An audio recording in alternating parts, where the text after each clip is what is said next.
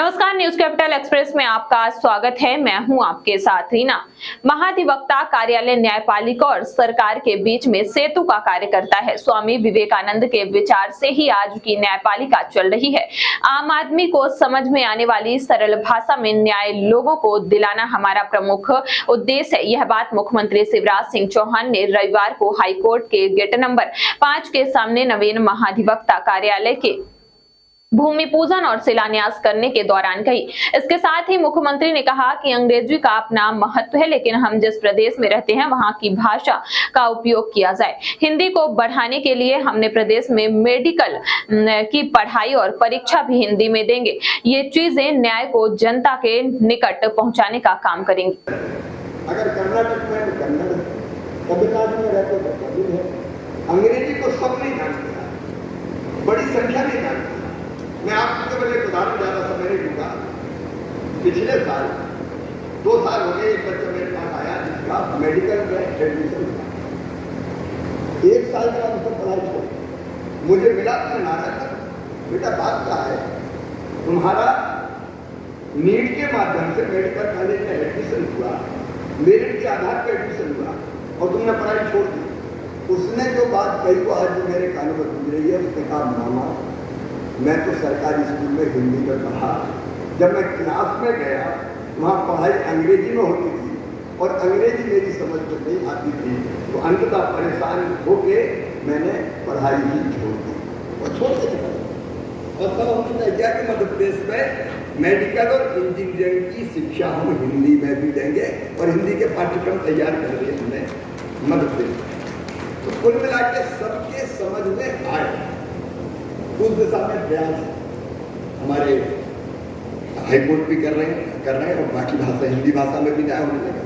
तो ये चीजें न्याय को जनता के और निकट पहुंचाने का काम करेगी। बहुत लंबी बात करने के बजाय मैं तो सचमुच में मध्य प्रदेश के हाईकोर्ट पर हमको यहाँ की परंपरा, यहाँ के जीवन मूल्य सचमुच में गौरव करने के लायक है। एक अलग मध्य प्रदेश के हाई कोर्ट की पहचान है। और वैसे ही मैं देखता हूँ कि एडवोकेट जनरल कार्यालय की कई बार आपकी प्रशंसा करने का अवसर नहीं मिलता, लेकिन कई बार जटिल मुकदमों में भी पूरी मेहनत से काम करके सरकार के पक्ष को जिस ढंग से आप सामने रखते हैं, मैं आज उसके लिए भी आपको बधाई देता हूँ। और नए एडवोकेट जनरल कार्यालय के लिए बधाई। और जल्दी जब हमारे चीफ जस्टिस साहब से चर्चा करके हम लोग कोशिश करेंगे कि एक और भूमि पूजन के कार्यक्रम में हम लोग इकट्ठा हो। बहुत बहुत धन्यवाद कर रहा था। क्या ये बराबर टाइम है कि आज हमारे जो माननीय न्यायाधिपतिगण हैं उनको बैठने से लेकर बाकी जो न्याय की जो जरूरी चीजें हैं वो लेने की जो आवश्यकता हो वो हम पूरी करने का प्रयास करें। बाकी सैद्धांतिक उद्बोधन मणिमती ने भी सचमुच में लग रहा था कि जैसे सरस्वती जी उनकी वाणी से बोल रही। और आपने तो स्वामी विवेकानंद जी को बचपन से पढ़ता रहा हूँ। मैं सच आज बताता हूँ आपको, मैं जीवन में अगर कुछ कर पाया तो 2 चीजें। एक, स्वामी विवेकानंद जी को मैंने बचपन से पढ़ा और उनकी 3-4 पंक्तियाँ वो मेरे दिल और दिमाग में बैठ गई जो बचपन में मैंने पढ़ी थी। उन्होंने कहा, मनुष्य को कि तुम केवल 3.5 हाथ के हाड़ मांस के पुतले नहीं हो, तुम ईश्वर के अंश हो, अमृत के पुत्र हो, अनंत शक्तियों के भंडार हो और अमर आनंद के भागी हो। दुनिया में कोई काम ऐसा नहीं कि जो तुम ना कर सको। तभी से मेरे मन में बैठ गया कि निज को तू जान, जरा शक्ति पहचान, तेरी आत्मा में स्वयं भगवान है। ईश्वर के अंश का मतलब कोई हो। अगर हम सोच में चाह लें तो बड़े से बड़ा काम किया जा सकता है। और उसी विचार में मुझे और काम करो। मैं तो गाँव में पैदा हुआ था, प्रेरित किया।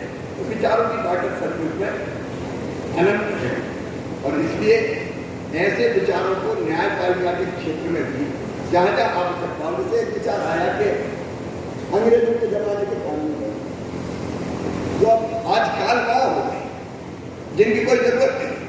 हमारे प्रधानमंत्री श्रीमान नरेंद्र मोदी जी ने ये तय किया कि ऐसे कौन से कानून हैं जिनकी जरूरत है और उनमें से सैकड़ों कानून निरस्त किए जा चुके हैं। मध्य प्रदेश में भी हमने वो तो जो 1840 में, 50 में, 1900 में जो चीजें प्रासंगिक थी आज नहीं है, तो उसको हम समाप्त करने का काम करें। एक विचार हमारे पास आते रहता कि कोर्ट के ऊपर जो मुकदमों का वजन है, जो बोझ है हमारे, उसको कम कैसे किया जाए। और ये सचमुच में कई बार हम लोग कहते हैं, आपको कहते हैं कि देरी से न्याय का न्याय नहीं होता, लेकिन इतने मुकदमे लंबित है।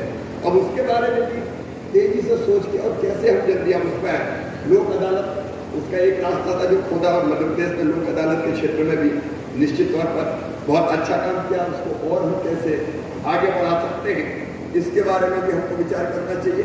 और प्रधानमंत्री जी ने अमृतकाल में एक मंत्र दिया न्याय के संबंध में, अमृतकाल की न्याय व्यवस्था, और उसके 6 कुल मिला के इस मंच से, मेरी कर्म भूमि से आप सबसे बात करने में बहुत ही इमोशनल फील कर रहा हूँ। प्रशांत को मैं धन्यवाद देना चाहता हूँ कि उन्होंने मुझे इस योग्य समझा कि आज के इस कार्यक्रम में मैं शामिल हूँ और इस कार्यक्रम को अपना आशीर्वाद दूँ। मध्य प्रदेश उच्च न्यायालय के जो महाधिवक्ता कार्यालय है, उसकी स्थिति काफ़ी दिनों से थोड़ी कमज़ोर थी, बैठने की जगह नहीं थी, शासकीय अधिवक्ता फाइलों पर बैठकर काम करते थे, और ये एक बहुत ही जरूरी आवश्यकता थी जो आज पूरी हो रही है। और इसके लिए मैं मुख्यमंत्री जी शिवराज सिंह जी और प्रशांत सिंह जी का धन्यवाद देता हूँ कि जबलपुर उच्च न्यायालय को उन्होंने एक मॉडर्न और infrastructurally well developed AG office प्रदान किया। प्रशांत सिंह जी ने कहा कि मध्य प्रदेश शासन और यहाँ के मुखिया शिवराज सिंह जी चाहते हैं कि आखिरी पंक्ति में खड़े हर व्यक्ति को न्याय मिले और न्यायदान में कोई बाधा न उत्पन्न हो, और इसके लिए हम न्यायाधीश और अधिवक्ता वचनबद्ध हैं कि हम संविधान के अनुसार न्याय का प्रदान उन सभी व्यक्तियों को करें जो न्याय के लिए हमारे पास आते हैं, मुकदमा दर्ज करते हैं। शासकीय अधिवक्ताओं से मेरा एक अनुरोध है कि वे कोर्ट में जब शासन की ओर से पैरवी करते हैं तो उन्हें ये ध्यान में रखना चाहिए कि शासन नागरिकों से चलता है।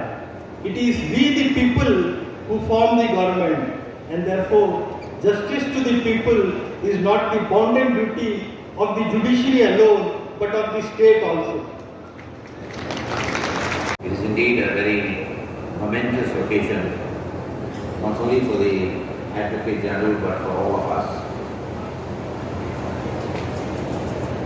There is a new law that has been enacted, and I am sure the Advocate General will know that. So whoever guests are invited for the foundation stone laying ceremony, you have to invite them when the building is inaugurated. So I am quite sure the Advocate General will remember that and to ensure that I am here when the building is inaugurated. The advocates normally have a tendency to seek adjournments in most of the cases, and for that the cases get delayed and the cases are kept pending. So my only request to the Advocate General